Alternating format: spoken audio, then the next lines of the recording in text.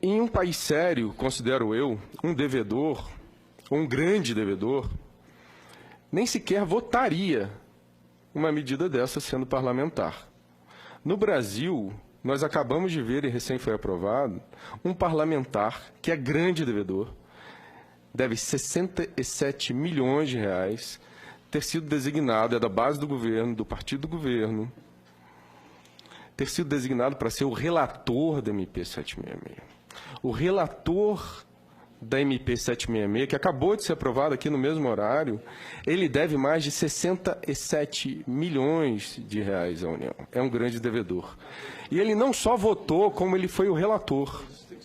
Só lembrado para... Quem é o relator mesmo? É o Newton Cardoso, de Minas Gerais. Newton Cardoso, de Minas Gerais.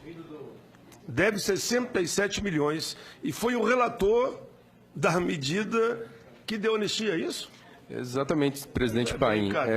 Aí também não dá. Presidente, mas para acrescentar mais, ele votou no golpe, viu? Só para complementar, da onde originou tudo isso.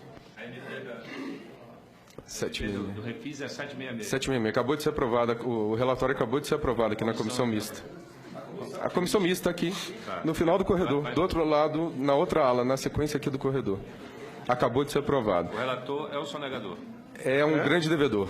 Inclusive, os dados que eu estou trazendo, senadores, inclusive os dados que eu estou trazendo, eles foram publicados, eles foram tornados públicos na segunda-feira da semana passada, na Folha de São Paulo. A Folha de São Paulo, via PGFN, porque os dados, como eu disse no início, são públicos, estão no site oficial da Procuradoria-Geral da Fazenda Nacional, lá estão os dados de que esse parlamentar deve mais de 67 milhões. São dados públicos, à disposição da internet de qualquer cidadão. E a Folha de São Paulo denunciou isso na segunda-feira da semana passada, em matéria muito interessante.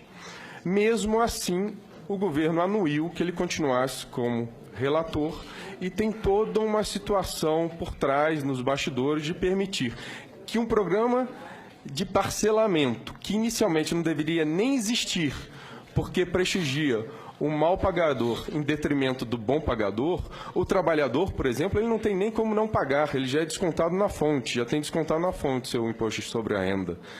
O trabalhador também, o pouco que ele recebe do seu salário, ele gasta com bens indispensáveis à subsistência, que são severamente tributados, porque no Brasil a tributação incide sobretudo sobre o consumo, ao contrário dos países desenvolvidos.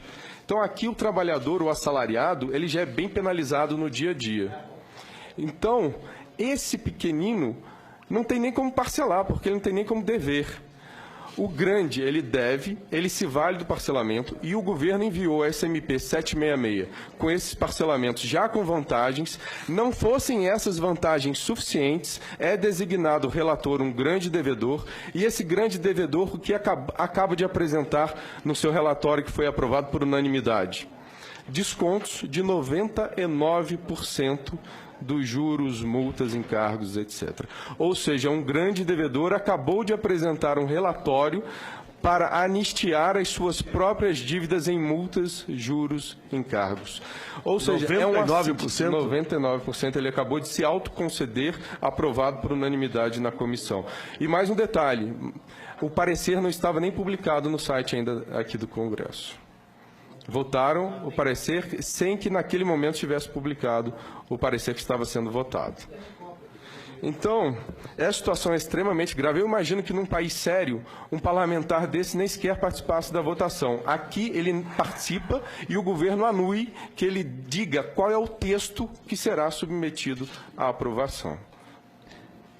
Nós precisamos levantar quais são os senadores que têm dívidas pendentes, não é? Exatamente. Nessa reportagem, senador, publicado na Folha semana passada, na segunda-feira, se me permite, existe um levantamento dizendo que são 3 bilhões de reais apenas de dívidas de parlamentares aqui. Apenas deputados federais e senadores devem um total de 3 bilhões. Os parlamentares, fora o grande capital que eles representam.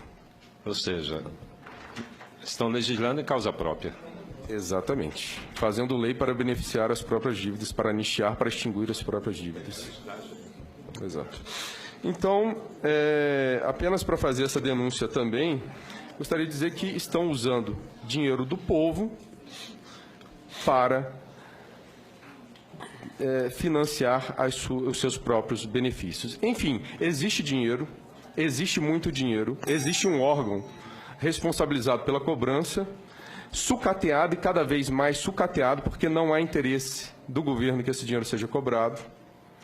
E existe ainda essas benesses todas, ou seja...